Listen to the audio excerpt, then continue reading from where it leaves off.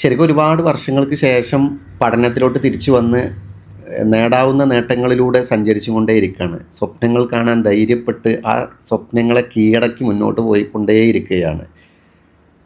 ഇപ്പോൾ ഇതിൻ്റെ കൂടെ തന്നെ ശരിക്ക് ഒരു ഓൺലൈൻ ടീച്ചിങ് കൂടിയും ചെയ്യുന്നുണ്ടല്ലേ?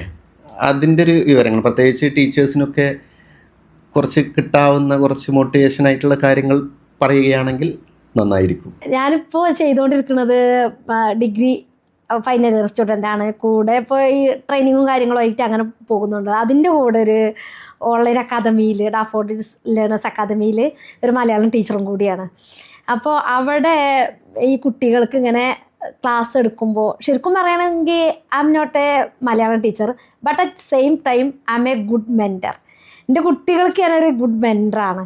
അതായത് ഒരു ടീച്ചർ ഒരു ഫ്രണ്ട് ആവുന്നതോടൊപ്പം ഒരു മെൻറ്ററും കൂടി ആവുകയാണെന്നുണ്ടെങ്കിൽ അവിടെ നമുക്ക് കുട്ടികളെ ശരിക്കും നമുക്ക് കയ്യിലെടുക്കാം.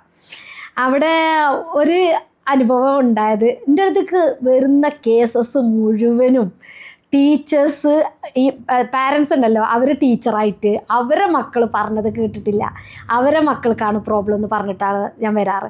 അതിൽ ഓൺലൈനിൽ ഒരു കുട്ടിക്ക് ഇങ്ങനെ ക്ലാസ്സസ് എടുത്തുകൊണ്ടിരിക്കുമ്പോൾ ഇപ്പോൾ ഈ കഴിഞ്ഞ വെക്കേഷന് ഇവൻ്റെ ഉമ്മ ലാസ്റ്റ് ക്ലാസ്സസൊക്കെ അങ്ങനെ ആയപ്പോൾ പറയുന്നുണ്ട്, നിങ്ങളെ ക്ലാസ്സിന് പിന്നെ പറയുന്നും വേണ്ട, അവന് വന്നിരിക്കും നിങ്ങളെ നല്ല ഇഷ്ടമാണ് എന്നുള്ളത്. അതിങ്ങനെ കേൾക്കുന്നുണ്ട് ഞാൻ. ലാസ്റ്റ് ഇൻഡിവിജ്വൽ ക്ലാസ്സാണ് ഇങ്ങനെ കൊടുത്തുകൊണ്ടിരിക്കുന്നത്. ലാസ്റ്റ് 15-ാം ദിവസം ഇങ്ങനെ അപ്പോഴത്തേനും മലയാളം ഫുള്ള് കവർ ചെയ്യും, കുട്ടികൾ സ്വന്തം സെൻറ്റൻസ് എഴുതൽ തുടങ്ങും, അങ്ങനെയൊക്കെ ചെയ്യൽ തുടങ്ങും. അത് ഇങ്ങനെ ബക്ക്വേർഡായ കുട്ടികൾക്ക് ഈ എല്ലാവിധ സബ്ജക്റ്റ് ഇങ്ങനെ കൊടുക്കുന്നൊരു സ്ഥാപനമാണത്. അപ്പോൾ ഈ ഫുള്ള് വോയിസസ് കഴിയുമ്പോൾ ഞാൻ അവരോട് പറയും, വോയിസസ് ഫുള്ള് തീർന്നു, സ്വരാക്ഷരങ്ങൾ ഫുള്ള് തീർന്നു, ഇത്രയും പഠിച്ചിട്ടുണ്ടാവും. അപ്പോൾ അവർക്ക് കിട്ടുന്ന ഒരു കോൺഫിഡൻറ്റ് ഉണ്ട്, ഇത്രയും പഠിച്ചു കഴിഞ്ഞല്ലോ എന്നുള്ളത്. അവരിൽ ആദ്യം ബിൽഡ് ചെയ്യേണ്ടത് അതാണ്. ചില കുട്ടികൾക്ക് എങ്ങനെയാ പറയുക, അതേ രക്ഷിതാവിനോട് പറയുന്നുണ്ട്, ഒരു കുട്ടിക്ക് എങ്ങനെയെന്ന് വിചാരിച്ചാൽ കുട്ടിക്ക് നല്ല സ്കില്ലാണ്, നല്ല പഠിക്കാൻ കഴിയും, പക്ഷെ പെട്ടെന്ന് കണക്റ്റ് ആവില്ല കാര്യങ്ങൾ. അതായത് 2-3 മിനിറ്റ് അവിടെ വെയിറ്റ് ചെയ്യണം. അതായത് നമ്മൾ ബോർഡുമേൽ ഇങ്ങനെ ഈ കുട്ടിക്ക് പറഞ്ഞു കൊടുക്കുകയാണെന്ന് വിചാരിച്ചോ, അവിടെ ആ കുട്ടിക്ക് ആ സമയത്ത് കണക്റ്റ് ആവില്ല. വീണ്ടും പറയണം. ഇനി പറഞ്ഞിട്ടില്ല എങ്കിൽ ഒരു സ്പേസ് അവന് കുറച്ച് നേരം അവനൊന്ന് ഇട്ട് കൊടുക്കണം. ആ സമയത്ത് ഇവനൊന്ന് ക്യാച്ചാവാം. ആ ക്യാച്ചായ ഈ കാര്യം കുട്ടി ഒരിക്കലും മറക്കില്ല താനും. അങ്ങനെയുണ്ട്. അപ്പോൾ അങ്ങനെ ആദ്യം വേണ്ടത് നല്ലൊരു ടീച്ചേഴ്സ് നല്ലൊരു ഫ്രണ്ട് ആകുന്നതോടൊപ്പം ഒരു മെൻറ്ററും ആകാൻ അവിടെ ശ്രമിക്കുകയാണെന്നുണ്ടെങ്കിൽ കുട്ടികളിൽ എന്തൊക്കെ ഒളിഞ്ഞു കിടക്കുന്ന വിഷമങ്ങളും കാര്യങ്ങളുണ്ട്, എന്തൊക്കെ സ്കില്ലുണ്ട്, അത് ഈ ടീച്ചേഴ്സിന് കണ്ടെത്താൻ കഴിയും. ഞാൻ നേരത്തെ പറഞ്ഞ് നമ്മുടെ നാട്ടിൽ ഒരുപാട് A+ നേടുന്ന കുട്ടികൾ ഓരോ വർഷം വന്നുകൊണ്ടേ ഇരിക്കുന്നുണ്ട്. പക്ഷേ ഈ കുട്ടികളൊക്കെ കൃത്യമായിട്ടുള്ള റൂട്ടിലൂടെയാണ് പഠിച്ച് മുന്നോട്ട് പോകണമെന്നുള്ളത് ഒരു പ്രോബ്ലമാണ്. മാത്രമല്ല, ഇപ്പോൾ നേരത്തെ ഞാൻ സൂചിപ്പിച്ചതുപോലെ തന്നെ ഏത് കോഴ്സ് എടുക്കണം എന്നുള്ളൊരു കൺഫ്യൂഷൻ പാരൻസിനും കുട്ടികൾക്കും അതേപോലെ തന്നെ ടീച്ചേഴ്സും വരുന്നുണ്ട്. അതിനെ എങ്ങനെ നമുക്ക് മാറ്റിയെടുക്കാം? അതിനെന്തെങ്കിലും ഒരു തന്ത്രം ഉണ്ടോ? ഇപ്പോൾ എൻ്റെ മക്കളെ കാര്യം വെച്ച് നോക്കുകയാണെന്നുണ്ടെങ്കിൽ മോളുടെ കാര്യമൊക്കെ 10ാം ക്ലാസ് കഴിഞ്ഞാലും +2 കഴിഞ്ഞാലും മോൻ്റെതായാലും, അതായത് അവർ കോഴ്സസ് ഏതാണ് ചൂസ് ചെയ്യുമ്പോൾ ഒരിക്കലും അതിൽ ഇടപെട്ടിട്ടില്ല, വിട്ടു നിൽക്കുകയാണ് ചെയ്തിട്ടുള്ളത്. അവരുടെ പാഷൻ എന്താണ്, അവരുടെ സ്കില്ലെന്താണ്, ഇത് രക്ഷിതാവ് അറിയുന്നേക്കാളും കൂടുതൽ അവർക്കാണ് അറിയുക. എനിക്ക് തോന്നുകയാണ് എൻ്റെ മോന് ഈ കോഴ്സ് എടുത്താൽ മതി, അങ്ങനെ എനിക്ക് തോന്നുകയാണ് എങ്കിൽ ഞാനത് നിർബന്ധിക്കുകയാണെന്നുണ്ടെങ്കിൽ ആ കുട്ടിക്ക് ഒരിക്കലും ഇത് ആസ്വദിച്ച് പഠിക്കാൻ സാധിക്കില്ല. എത്രയോ കുട്ടികൾ എനിക്കും മെസ്സേജ് അയക്കുന്നുണ്ട്, എത്രയോ പറയുന്നുണ്ട് ഇതിൻ്റെ ഉമ്മാൻ്റെ ഇഷ്ടത്തിനെടുത്തതാണ്, ഇതിൻ്റെ ഉപ്പാൻ്റെ ഇഷ്ടത്തിനെടുത്തതാണ്. +1-ലും +2-ലും ഇതിലിരിക്കണ അധിക കുട്ടികളോ ഉമ്മാൻ്റെയും ഉപ്പാൻ്റെയും അച്ഛൻ്റെയും അമ്മയുടെയും നിർബന്ധത്തിനെടുത്തതാണ് ഈ കോഴ്സ്. ഇപ്പോൾ കുട്ടിക്ക് ഇത് താങ്ങാൻ കഴിയണില്ല എന്നുള്ളത്. അത് നമ്മളല്ല, കുട്ടിയുടെ പാഷൻ എന്താണെന്നുള്ളത് 15 വയസ്സൊക്കെ അവരായില്ലേ. അതായത് 7 വയസ്സ് മുതൽ 5-7 വയസ്സ് മുതൽ ഒരു കുട്ടിയുടെ സബ് കോൺഷ്യസ് മൈൻഡ് രൂപപ്പെടും. 3.5 ലക്ഷം പ്രോഗ്രാം ഒരു കുട്ടിക്ക് വലിച്ചെടുക്കാൻ കഴിയും. പുറത്തുനിന്ന് എത്രയും കാര്യങ്ങൾ വലിച്ചെടുക്കാൻ കഴിയും. പതിയെ ഇവൻ വളർന്നു വരുമ്പോൾ ഇവന് ഈ പ്രായത്തിലുള്ള പക്വത എന്തായാലും ഉണ്ടാവുമല്ലോ. ഈ കുട്ടിക്ക് ഇവൾക്ക് അറിയാലോ, ഇവൻ അറിയാലോ ഇവൻ്റെ പാഷൻ എന്താണ്, ഇവനക്ക് ഏതാണെന്നുള്ളത് ഒരുവിധം കുട്ടികൾക്ക് അറിയും. അതിലോട്ട് ഇവരെ സപ്പോർട്ട് ചെയ്യുക. അങ്ങനെ പോവുകയാണ് എന്നുണ്ടെങ്കിൽ അവന് ഈ കാര്യം, അവൾക്ക് ഈ കാര്യം ആസ്വദിച്ച് പഠിക്കാൻ കഴിയും. അല്ലെങ്കിൽ ഈ കുട്ടിക്ക് ഇത് വലിയൊരു പ്രയാസം തന്നെയാവും. അങ്ങനെ ഉണ്ടാവുക. ഇപ്പോൾ ഈ പുതിയ തലമുറയിൽപ്പെട്ട ഒരുപാട് പാരൻസ് പറയുന്നൊരു കാര്യമുണ്ട്, എൻ്റെ വീട്ടിലൊക്കെ ഞാൻ കാണുന്നതാണ്. ഈ കുട്ടികൾ, അതായത് ഒരു ഗസ്റ്റ് വന്നു കഴിഞ്ഞാൽ, ഫാമിലി ഫ്രണ്ട്സോ ഫാമിലിയോ അല്ലെങ്കിൽ ആരെങ്കിലും ഒരു ഗസ്റ്റായിട്ട് വീട്ടിലേക്ക് വന്നു കഴിഞ്ഞാൽ അവരൊരു മൂലൊക്കെ പോയിരുന്നിട്ട് മൊബൈൽ യൂസ് ചെയ്തുകൊണ്ടിരിക്കുന്നുണ്ടാവും. കുട്ടികൾ അങ്ങോട്ട് ഒരു ഫ്രീ ആയിട്ട് സംസാരിക്കാൻ വേണ്ടിയിട്ട് ഈ ഫാമിലിൻ്റെ മായിട്ടൊരു അറ്റാച്ച്മെൻറ്റ് ഉണ്ടാവില്ല വന്ന ഗസ്റ്റുമായിട്ട്. അതിനെന്താണ് അതെന്തുകൊണ്ടാണ് അതങ്ങനെ സംഭവിക്കുന്നത്? അത് ശരിക്കും പറഞ്ഞാൽ ഫാമിലിയിൽ നിന്ന് ഉണ്ടാവുന്നതാണ്. കാരണം ഈ കുട്ടികളെ നമുക്ക് അനുസരിപ്പിക്കാൻ പറ്റില്ല, അവർ അനുകരിക്കേ ചെയ്യുള്ളൂ. അതായത് അവർ ഒബ്സർവേഷനിലാണ്, നിരീക്ഷിക്കുകയാണ്. കറക്റ്റ് മക്കൾക്ക് നമ്മൾ എന്തേ കൊടുത്തു അതാണ് തിരിച്ചു കിട്ടുക. അതായത് നമ്മളെല്ലാതും അവർ ഒബ്സർവേഷനിലൂടെ വലിച്ചെടുക്കുന്നുണ്ട്. ഇപ്പോൾ ഒരു കുട്ടിക്ക് പാരൻസിൻ്റെയും ടീച്ചേഴ്സിൻ്റെയും എക്സ്പീരിയൻസുകളാണ് ഒരു കുട്ടിയുടെ ഉപബോധ മനസ്സിലോട്ട്, അതായത് സബ് കോൺഷ്യസ് മൈൻഡിലോട്ട് കയറുന്നത്. അതാണ് പിന്നെ കുട്ടി വലുതാകുമ്പോൾ റിഫ്ലക്റ്റ് ചെയ്യണത്. അങ്ങനെയാണ് ഉണ്ടാവുക. അത് ശരിക്കും ഫാമിലിയിൽ നിന്ന് ഉണ്ടാവണമെന്ന പ്രശ്നം തന്നെയാണ്. കാരണം നമുക്ക് ഒരിക്കലും വരെ, ഞാൻ എപ്പോഴും പറയുന്ന ഒരു കാര്യമാണ്, മക്കളെ നമുക്ക് അനുസരിപ്പിക്കാൻ പറ്റൂല, അവർ അനുകരിക്കേ ചെയ്യുള്ളൂ. ഇവർ അനുകരിക്കുകയാണ്, ഇവർ ഒബ്സർവേഷനിലാണ്. നമ്മളെന്താ ചെയ്യണമെന്ന് വിചാരിച്ച് നമ്മളെന്താ ചെയ്യണോ അത് ഇവർ വലിച്ചെടുക്കുക ചെയ്യുന്നത്. അത് നേരെ പിന്നെ റിഫ്ലക്റ്റ് ചെയ്യുക ചെയ്യണത്. അത് ഫാമിലിയിൽ നിന്ന് ഉണ്ടാവുന്നത് തന്നെയാണ്. ഏറ്റവും കൂടുതൽ ആളുകൾ കുറ്റപ്പെടുത്തുന്നത് പുതിയ തലമുറയിൽപ്പെട്ട പെൺകുട്ടികളെയും ആൺകുട്ടികളെയാണ്.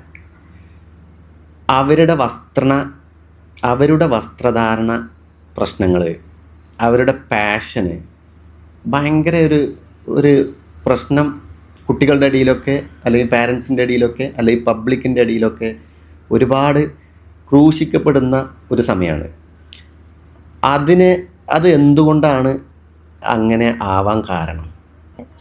ഇപ്പോൾ എനിക്ക് പറയണമെന്നുണ്ടെങ്കിൽ നല്ലൊരു ഫാമിലി ബാക്ക്ഗ്രൗണ്ട് ആയിരുന്നു. പ്രയാസങ്ങളും കാര്യങ്ങളൊന്നും ഇല്ലാതെ ഞങ്ങൾ ശരിക്കൊരു ദീനീപരമായിട്ടുള്ള ആ കാര്യത്തിലോട്ട് അങ്ങനെ കൊണ്ടുവന്ന. അതുകൊണ്ട് ഇന്ന് ഈ വേഷത്തിലിരിക്കാൻ എനിക്ക് പ്രയാസമല്ല. എന്നെ കണ്ട് മോൾ അനുകരിച്ചു, മോൾക്കും ഈ വേഷത്തിലോട്ട് പോവാൻ. അപ്പോൾ ഈ കുട്ടി ചെറുതാവുമ്പോഴേ ഉമ്മാനെ കണ്ടിങ്ങനെ വളർന്ന് വന്നതുകൊണ്ട് ഈ കുട്ടി അതാണ് അനുകരിക്കുന്നത്. അതാണ്, അല്ലാതെ പിന്നെ കുട്ടി കുറച്ച് വലുതായിട്ട് ഉമ്മ ശരിക്ക് ഷാള് ചുറ്റി നടന്നിട്ട്, പക്ഷേ കുട്ടിക്ക് ചെറുപ്പത്തിൽ കുട്ടി ഒബ്സർവേഷനിലല്ലേ, വലിച്ചെടുത്തിട്ടില്ലേ, കുട്ടിയുടെ സബ് കോൺഷ്യസ് മൈൻഡിലോട്ട് ഇത് കയറി പറ്റിയിട്ടില്ലേ. അതുകൊണ്ട് അതല്ലേ കുട്ടി അനുകരിക്കുക. അവിടെ നമ്മൾ കുട്ടിയെ ചീത്ത പറഞ്ഞിട്ട് കാര്യമില്ലല്ലോ, നല്ല നിലക്ക് പറഞ്ഞ് മനസ്സിലാക്കി കൊടുക്കുക. പക്ഷെ അത് ഉപദേശമാണെന്ന് തോന്നരുത്. കുട്ടികൾക്ക് ഉപദേശം ഇഷ്ടമല്ല, അത് വലിയവർക്കും ഇഷ്ടമല്ല. പക്ഷെ ഉപദേശം നടക്കുന്ന ഒരു സ്ഥാനമുണ്ട്. ഫോഴ്സ്ഫുള്ളി ഒരിക്കലും നമുക്ക് ഒരാളെ മാറ്റാൻ കഴിയില്ല. പവർഫുൾ ഉപയോഗിക്കരുത്, അവിടെ മൈൻഡ്ഫുള്ളാണ് അവിടെ ഉപയോഗിക്കേണ്ടത്. അതായത് നമ്മൾ മാനസികമായിട്ട് അങ്ങനെ അടുത്ത് കഴിഞ്ഞാൽ അവിടെ അങ്ങനെ പറയുമ്പോൾ അതങ്ങനെ തെറ്റാണ് കേട്ടോ, അതിങ്ങനെ തെറ്റാണ്, ഇങ്ങനെയാണ് കറക്റ്റ് ചെയ്യേണ്ടതെന്ന് പറഞ്ഞാൽ അവർ പിന്നെ ഒരിക്കലും അതിലോട്ട് പോകില്ല. അതാണ് ഉപദേശം. നല്ല സമയത്ത് കൊടുക്കുക. പക്ഷെ അത് കുട്ടികൾക്ക് ഉപദേശമാണെന്ന് ഒരിക്കലും ഫീൽ ചെയ്യരുത്. അങ്ങനെ കൊടുത്താൽ അങ്ങനെയാണ് അത് ഫീൽ ചെയ്യുക. ഇനി ഏറ്റവും കൂടുതൽ രക്ഷിതാക്കൾ വിഷമം അനുഭവിക്കുന്ന ഒരു സെക്ഷനാണ് ഞാൻ ചോദിക്കാൻ പോകുന്നത്. അത് സ്വന്തം കുട്ടി മറ്റുള്ള കുട്ടികളുമായിട്ടുള്ള ഒരു റിലേഷൻഷിപ്പിലൂടെ വളർന്ന് അത് ലവായി അത് വലിയൊരു മേഖലയിലേക്ക് പോയി പ്രശ്നങ്ങളും പ്രതിസന്ധികളും ആ കുടുംബം മാനസികമായിട്ട് അനുഭവിക്കുന്നൊരു കാലഘട്ടമാണ് ഇപ്പോൾ. അത് എന്തുകൊണ്ടാണ്? അത് എങ്ങനെ നമുക്ക് മാറ്റിയെടുക്കാൻ കഴിയും? ഈ കുട്ടികൾക്ക് എന്ത് കാര്യവും വന്ന് പറയാൻ ഇവർക്കൊരു സ്പേസ് ഇല്ല രക്ഷിതാക്കളുടെ അടുത്ത്. ശരിക്കും ഒന്ന് ബേക്കോട്ട് നമ്മൾ ചിന്തിക്കുകയാണെന്നുണ്ടെങ്കിൽ, നമ്മൾ ഈ മക്കളും തമ്മിൽ ചെറുപ്പത്തിൽ നല്ലൊരു കണക്ഷനായിരുന്നു. ഇവരെല്ലാം നമ്മളായിരുന്നു, ടീച്ചർ നമ്മളായിരുന്നു, എല്ലാം നമ്മളായിരുന്നു. പക്ഷേ എവിടെ നിന്നാണ് ഈ കണക്ഷൻ വിട്ടെന്ന് ചോദിച്ചാൽ ആര് ചോദിക്കുകയാണെങ്കിലും പറയാം. എൻ്റെ അടുത്തേക്ക് വരുന്ന അധിക രക്ഷിതാക്കളും പറയുക, ഇവനെ ഒന്നും എന്നോട് തുറന്ന് പറയുന്നില്ല, ഇവളൊന്നും എന്നോട് തുറന്ന് പറയുന്നില്ല. പറയണം എന്നുണ്ടെങ്കിൽ അവിടെ ഒരു സ്പേസ് ആ കുട്ടിക്ക് വേണ്ടേ. കുട്ടികൾ വരുന്നുണ്ട് നമ്മളടുത്തേക്ക്, കുട്ടികൾ ശരിക്കും ഓപ്പണായി പറയാൻ വരുന്നുണ്ട്. പക്ഷെ അത് ഓപ്പൺ ആകാനുള്ളൊരു സ്പേസ് അവിടെ കൊടുക്കണില്ല. അത് കാരണം എന്താണെന്നറിയോ? കുട്ടി ഒരു തെറ്റ് കാട്ടി, ഏത് കുട്ടിയാണെങ്കിലും എന്തെങ്കിലുമൊക്കെ ഒരു തെറ്റ് കാട്ടി, തെറ്റ് വരും വലുതാകുമ്പോൾ. അപ്പോൾ നമ്മൾ തന്നെ പഠിച്ചുകൊണ്ടിരിക്കുന്ന ആ സമയത്തും നമ്മൾ ചെറുതായിരിക്കുന്ന സമയത്തും തെറ്റുകൾ വരും, സ്വാഭാവികമാണ്. അത് വരുമ്പോൾ കുട്ടി പറയുമ്പോൾ അത് പറയുന്നത് ഫുള്ള് കേൾക്കാനുള്ള ഒരു ക്ഷമ, പേഷ്യൻ്റ് ആവുക. അതവിടെ പൊട്ടിത്തെറിക്കാതെ ആദ്യം ചെയ്യുന്നൊരു പരിപാടിയാണ് പൊട്ടിത്തെറിക്കുക. പൊട്ടിത്തെറിച്ചാൽ കുട്ടി പിന്നെ പറയാനുള്ളതൊക്കെ അവിടെ അടക്കും, പിന്നെ ഒന്നും പറയില്ല.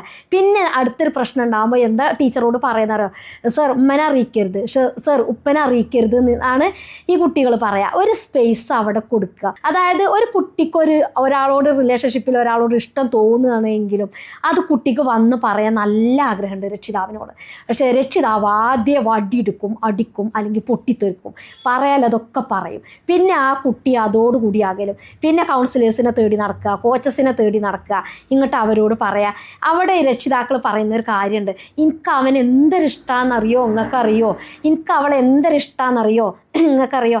എന്നോടൊരാൾ ചോദിച്ചതാണ്, പിന്നെ ഒരു ഉമ്മ ചോദിച്ചതാണ്, ഈ അവളോടൊന്ന് ചോദിച്ചു നോക്കുമോ അവൾക്ക് എന്നോട് വല്ല വെറുപ്പുണ്ടോ എന്നുള്ളത്. അപ്പോൾ ഞാൻ ചോദിച്ചു, ഇപ്പോൾ ഈ കുറഞ്ഞ സമയം കൊണ്ട് പരിചയപ്പെട്ട ഞാനാണോ ചോദിക്കേണ്ടത് അതോ ഈയാണോ ചോദിക്കേണ്ടത്? അല്ല, ഈ ഒന്ന് ചോദിച്ചു നോക്കുക, ഈ ചോദിച്ചാലാണ് ശരിക്കും പറയാന്നുള്ളത്. കാരണം അത് നമ്മൾ പറയലുണ്ട്, എന്തൊരു മൂത്തവർ ചെല്ലും മുതുനെല്ലിക്ക ആദ്യം കഴിക്കും പിന്നെ മധുരിക്കും. പക്ഷെ നമ്മൾ ആദ്യം തന്നെ മധുരിക്കുന്ന രീതിയിൽ പറഞ്ഞാൽ മതി. പിന്നെ നമ്മൾ പോണത് മധുരിക്കുന്ന രീതിയിൽ പറയുന്ന ആളുകളുടെ അടുത്തേക്കാണ് ചെല്ലുന്നത്. അത് നമ്മളായാൽ പോരെ. അപ്പോൾ പിന്നെ മക്കൾ എന്ത് വേണമെങ്കിലും തുറന്ന് പറയില്ലേ? അവിടെ തുറന്ന് പറഞ്ഞാൽ നമുക്ക് അവിടെ കറക്റ്റ് ചെയ്യാനുള്ള ഒരു കാര്യം കൂടിയുണ്ട്. ശരിക്കും ഈ പാരൻ്റ് എന്ന് പറഞ്ഞാൽ parent as a friend, as a mentor, as a counsellor, as a healer, as a role model, ഈ 5 കാര്യത്തിലും ഇവർ നല്ല രീതിയിൽ പോവുകയാണെന്നുണ്ടെങ്കിൽ ഇതന്നെ ഞങ്ങൾ കാര്യമായിട്ട് ക്ലാസ് കൊടുക്കലും ഇതിൻ്റെ വേറെയും കൊടുക്കലുണ്ട്. ഇങ്ങനെ പോവുകയാണ് എന്നുണ്ടെങ്കിൽ ഒരു പ്രശ്നം അവിടെ വരില്ല. ഇപ്പോൾ അതിൽ നമ്മൾ ഒരു റോള് മാത്രം എടുക്കും, കൗൺസിലർ. ഉപദേശിച്ച് കൊല്ലാൻ നമ്മളീ കഴിഞ്ഞിട്ടുള്ളൂ ശരിക്കും വേറെ ആളുകൾ. അതിന് പിന്നെ നമുക്ക് ഒരാവശ്യമല്ല, ഒരാളെ സപ്പോർട്ടും വേണ്ട. അങ്ങനെയാണ് ചെയ്യുക. അതായത് പ്രശ്നങ്ങൾ വരുമ്പോൾ ഏത് സമയത്തും കൗൺസിലേഴ്സിനെ തേടി പോവുക, കൗൺസിലർമാരെ തേടി പോവുക, കോച്ചസിനെ തേടി പോവുക. അത് നമുക്കിനെ ആവാം. നമുക്കിത് ഹീൽ ചെയ്യുക, നമുക്ക് നമ്മളെ മക്കളെ ഹീൽ ചെയ്യുക, നമ്മളെ ചുറ്റുള്ളവരൊക്കെ നമുക്ക് ഹീൽ ചെയ്യുക. ഒരു പ്രശ്നം വരുമ്പോൾ അവർക്ക് ഇങ്ങോട്ടും ഹീൽ ചെയ്യുക. അവിടെ അറ്റാച്ച്മെൻറ്റ് കുറയണം. അറ്റാച്ച്മെൻറ്റ് പോയിട്ട് അവിടെ കണക്ഷൻ ബിൽഡ് ചെയ്യണം. അതാണ് വേണ്ടത്. അവിടെ ഈ അറ്റാച്ച്മെൻറ്റ് ഉണ്ടാവുന്നത് ഞാൻ നേരത്തെ പറഞ്ഞ പോലെ ഇൻസെക്യൂരിറ്റിയിൽ നിന്നും ഇമോഷണൽ വൂണ്ടിൽ നിന്നുമാണ്. അതായത് ഈ കുട്ടിയാകുമ്പോൾ ഈ കുട്ടിക്കാലത്തൊക്കെ ഈ പ്രായത്ത് രക്ഷിതാക്കളിൽ നിന്ന് ഒരുപാട് അടി കിട്ടിയവരുണ്ടാകാം, അല്ലെങ്കിൽ നല്ല വേദനിപ്പിക്കുന്നൊരു വാക്ക് കേട്ട് വളർന്ന കുട്ടിയാവും. പക്ഷെ ഇതൊരിക്കലും അവിടെ പോകുന്നില്ല. ഈ കുട്ടി വളരുമ്പോഴും ഇത് വളർന്നുകൊണ്ടിരിക്കുകയാണ്. ഹീല് ചെയ്യണം. നമുക്ക് ഈ ഇമോഷണൽ വൂണ്ടും ഇൻസെക്യൂരിറ്റി ഒക്കെ വരുന്ന ഇമോഷണൽ വൂണ്ടൊക്കെ ചെറുപ്രായത്തിൽ നിന്ന് വരുന്നതാവാം, വളർന്നു വരുന്ന സാഹചര്യത്തിൽ വരുന്നതാവാം. അതവിടെ വെക്കാൻ പറ്റില്ല. അതവിടെ ഹീല് ചെയ്യണം. ആ മുറിവ് ഉണ്ടാവും അവിടെ, അതെടുത്ത് കളയണം. ദേഷ്യപ്പെട്ട് പറയണമെന്നുണ്ടെങ്കിൽ അവരോട് ചോദിക്കുക. അതായത് നല്ല സമയത്ത് അവരോട് ചോദിക്കുക, എന്താണ് അതിന് കാരണം, എന്തുകൊണ്ടാണ് എന്നോട് ഇങ്ങനെ ദേഷ്യപ്പെടുന്നത്. ആ സമയത്ത് ചോദിക്കരുത്. ആ സമയത്ത് ചോദിച്ചാൽ, ദേഷ്യപ്പെടുന്ന ആ സമയത്ത് ചോദിച്ചാൽ ഒരിക്കലും അതിനുള്ള ആൻസർ കിട്ടില്ല. അപ്പോൾ കറക്റ്റായിട്ട് ആൻസർ കിട്ടില്ല. അപ്പോൾ നമുക്ക് 2 എണ്ണം പറയണ്ടാവും കുട്ടികളോട്. കുട്ടികൾക്ക് ഇങ്ങോട്ട് അപ്പോൾ 4 എണ്ണം ഇങ്ങോട്ട് തിരിച്ച് പറയാനുണ്ടാവും. അതാണ് ഉണ്ടാവുക. അത് കറക്റ്റ് ഒരു ആൻസർ അല്ല. നല്ല ഉമ്മയും മക്കളും നല്ല സമയമായിരിക്കണം ഈ സമയത്ത് തന്നെ. അതായത് ഓരോ കുട്ടികളോട്ടും നല്ല സമയം സംസാരിച്ചിരിക്കണ ഏത് ടൈമാണെന്നുള്ളത് ഓരോ രക്ഷിതാവിനും അറിയാം. ആ സമയത്ത് കുട്ടീനോട് ചോദിക്കുക, എന്തിന് ആ സമയത്ത് എന്നോട് ഇങ്ങനെ ബിഹേവ് ചെയ്ത്, അങ്ങനെ പറ്റുമോ, അങ്ങനെ. അപ്പോൾ കുട്ടി തന്നെ പറയും, എനിക്കറിയാനിട്ടല്ല, ഉമ്മനോട് അങ്ങനെ പറഞ്ഞിട്ടാണ്. എല്ലാ പാരൻസിനും മക്കളോട് ഇഷ്ടമുണ്ടാവും, പക്ഷെ ഇത് തുറന്ന് പറയില്ല. കാരണം എന്താ വിചാരിച്ചാൽ ഇവരെന്താ പറയുന്നറിയോ, കുട്ടി വഷളായി പോകും, കുട്ടി തെറ്റിപ്പോകും, കുട്ടി പിന്നെ അങ്ങനെ പോകുന്ന പറയല്ലേ. പക്ഷെ അങ്ങനെയല്ല. നമ്മളെ ഇഷ്ടമുണ്ടോ അത് ഉള്ളിൽ വെക്കരുത്, അത് പ്രകടിപ്പിക്കണം. അത് കുട്ടിക്കും കൂടി ഫീൽ ചെയ്യാണ് വേണ്ടത്. അതായത് എനിക്കെൻ്റെ കുട്ടീനോട് ഇഷ്ടമുണ്ട് എന്നുള്ളത് എൻ്റെ മനസ്സിൽ വെച്ചിനെ കൊണ്ട് ഒരു കാര്യമല്ല, അത് കുട്ടിക്ക് ഫീലാവണം. അതാണ് വേണ്ടത്. ഭാര്യ ഭർത്താവ് ഇവരെ ഒരു പ്രശ്നം ക്ലിയർ ചെയ്ത് കഴിഞ്ഞാൽ മാത്രമേ കുട്ടികൾ ഉഷാറായിട്ട് മുന്നോട്ട് പോകുള്ളൂ. അതിന് പറ്റുന്നതായിട്ട് എന്തെങ്കിലും ശരിക്കും ഈ മാരേജിലോട്ട് കിടക്കുന്നതിന് മുമ്പ് തന്നെ ഇത് എങ്ങനെ മെയിൻറ്റെയിൻ ചെയ്യണം എന്നുള്ളൊരു ക്ലാസ്സസൊക്കെ ഇവർ കേൾക്കുകയാണെന്നുണ്ടെങ്കിൽ ഒരുവിധം പ്രശ്നം ഇവർക്ക് മാറിക്കിട്ടും, പോയി കിട്ടും. ഈഗോ ഒക്കെ ഒരുവിധം പോയി കിട്ടും. നല്ലൊരു മെസ്സേജസ് ആയി. മ്യൂച്വലി അണ്ടർസ്റ്റാൻഡ്, അഡ്ജസ്റ്റ്മെൻറ്റ് ഒരിക്കലും മുന്നോട്ട് പോകില്ല. മ്യൂച്വലി അണ്ടർസ്റ്റാൻഡ്, അതായത് സെർട്ടണിറ്റി അവിടെ ബിൽഡ് ആവണം. ഒരു ഉറപ്പ് എന്തെന്നെ വന്നാലും ഒരു ഉറപ്പ് അവിടെ ബിൽഡ് ചെയ്യണം. പിന്നെ സിഗ്നിഫിക്കൻ്റ് അവിടെ നമ്മൾ കൊടുക്കണം പരിഗണന, അതൊക്കെ സ്ലൈഡ്സിലുള്ളതാണ്. പരിഗണന പിന്നെ അങ്ങോട്ടും ഇങ്ങോട്ടും അത് ബിൽഡാണ്. പിന്നെ കുറേ നമുക്ക് മനസ്സിലാണത് ഇൻട്രോവേർട്ടാണോ എക്സ്ട്രാവേർട്ടാണോ എന്നുള്ളത് നമ്മൾ തിരിച്ചറിയുക. നമ്മൾ അതുതന്നെയാണെന്ന് ഒരിക്കലും പറഞ്ഞിരിക്കരുത്. നമ്മൾ ഇൻട്രോവേർട്ടാണെങ്കിൽ നമുക്ക് എക്സ്ട്രോവേർട്ടിലോട്ട് എത്താൻ സാധിക്കില്ല എന്നുള്ളത് ഒരിക്കലുമില്ല, അതിലോട്ട് പറ്റും. പിന്നെ ഒരാൾക്ക് വേണ്ടി ഒരാൾ മാറരുത്, അതാണ് വേണ്ടത്. അതായത് ഇപ്പോൾ ഞാൻ എൻ്റെ മക്കൾക്ക് വേണ്ടി മാറുകയാണ്, അല്ലെങ്കിൽ എൻ്റെ ഹസ്ബൻഡിന് വേണ്ടി മാറുകയാണ്, അങ്ങനെ പിന്നെ അല്ലെങ്കിൽ എൻ്റെ ഉമ്മാക്കും ഉപ്പാക്കും വേണ്ടി മാറണം. അത് ശരിക്കും മാറ്റല്ല. ഞാൻ മാറേണ്ടത് എനിക്ക് വേണ്ടി മാറണം. പക്ഷേ അവിടെ ഒരു സെൽഫ് ഈഗോ കടന്നു വരരുത്. എവിടെ പോയാലും നമ്മൾ അവിടുത്തെ ഒരാളാകും എന്ന് പറയുന്നത് കേട്ടിട്ടില്ലേ? അവിടെ ഒരു സെൽഫ് റെസ്പെക്റ്റും സെൽഫ് ലവും ഉള്ള ഒരാൾക്കേ അങ്ങനെ കഴിയുള്ളൂ. എവിടെ പോയാലും അവിടുത്തെ ഒരാളായി അവിടെ ഒരു ഫ്രണ്ട്ലി ആയി മാറണം എന്നുണ്ടെങ്കിൽ അതാണ് വേണ്ടത് റിലേഷൻഷിപ്പിൽ. ഇപ്പോൾ കല്യാണമൊക്കെ കഴിഞ്ഞ് അതേപോലെ തന്നെ കല്യാണം കഴിക്കാത്ത ആളുകളായിട്ടുള്ള സ്ത്രീകൾ ശരിക്കും അവർക്ക് എന്തെങ്കിലും, അതായത് പഠനം പകുതിയിൽ നിർത്തിയ ഇവർക്ക് എന്തെങ്കിലും ഒരു മെസ്സേജ് കൊടുക്കാനുണ്ടോ? മടി, പേടി, ഈ കാര്യങ്ങൾ മാറ്റി വെച്ചിട്ട് നിങ്ങൾക്ക് എന്താണോ ചെയ്യാൻ ആഗ്രഹമുള്ളത് അതാദ്യം തീവ്രമായിട്ട് ആഗ്രഹിക്കുക, സ്വപ്നം കാണുക അതിന് വേണ്ടിയിട്ട്. അങ്ങനെ നമ്മൾ ആഗ്രഹിക്കുമ്പോൾ ചുറ്റുള്ള എന്തും പ്രതികൂലമായ സാഹചര്യവും അനുകൂലമായിട്ട് കാണുന്നത് കാണാം. ശരിക്കും പറഞ്ഞാൽ ഒരു ബേബി സ്റ്റെപ്പ് മതി ഒന്ന് മുന്നോട്ടിറങ്ങാൻ. അവിടെ നമുക്ക് മനസ്സിന് കിട്ടുന്നൊരു കോൺഫിഡൻ്റ് ഉണ്ട്. നമ്മൾ എന്തൊക്കെയോ ചെയ്യാൻ വേണ്ടിയിട്ട് സ്റ്റെപ്പ് എടുത്ത് വെച്ചു എന്നുള്ളൊരു തോന്നൽ നമുക്ക് അവിടെ വരും. അവിടെ ഇപ്പോൾ ഒരു സ്ത്രീയെ സംബന്ധിച്ചിടത്തോളം, ഒരു വീട്ടമ്മയെ സംബന്ധിച്ചിടത്തോളം രാവിലെ മുതൽ വൈകുന്നേരം വരെ വീട്ടിൽ ജോലിയാണ്. ശരിക്കും പറഞ്ഞാൽ ഈ മക്കളെ കാര്യങ്ങളൊക്കെ ആയിട്ട് ഇവർക്കിത് പ്രഷറാണ്, നല്ല പ്രഷറാണ് ഇങ്ങനെ ഇന്നടക്ക സംബന്ധിച്ചിടത്തോളം. പക്ഷേ ഈ വീട്ടിലെ കാര്യങ്ങളൊക്കെ ഒരു പ്രയാസമില്ലാത്ത രീതിക്ക് ഒരു മൈൻഡ്ഫുള്ളായിട്ട് ഇതൊക്കെ ഒന്ന് ആസ്വദിച്ച് ചെയ്യാൻ പറ്റണം എന്നുണ്ടെങ്കിൽ, വീട്ടുകാര്യങ്ങളൊക്കെ ആസ്വദിച്ച് ചെയ്യാൻ പറ്റണം എന്നുണ്ടെങ്കിൽ നമ്മൾ എന്തൊക്കെയെങ്കിലും ഒന്ന് സ്റ്റെപ്പ് എടുത്ത് വെക്കണം. നമ്മളെ മോട്ടിവേറ്റ് ചെയ്യേണ്ടത് ആരുമല്ല, നമ്മൾ തന്നെയാണ്. അതിന് സ്റ്റെപ്പ് എടുത്ത് വെക്കേണ്ടത് ശരിക്കും ഒരു ബേബി സ്റ്റെപ്പ് മതി. ശരിക്കും നമ്മൾ മാറുമ്പോൾ നമ്മളെ ചുറ്റുപാടും മാറും. അവിടെ നമുക്കെല്ലാം എന്തൊക്കെ സാഹചര്യം പ്രതികൂലമുണ്ടോ അതൊക്കെ അനുകൂലമായിട്ട് വരും. ഞാൻ അവരോട് പറയലേ, നിങ്ങൾ മനസ്സിലാദ്യം ആഗ്രഹിക്കും.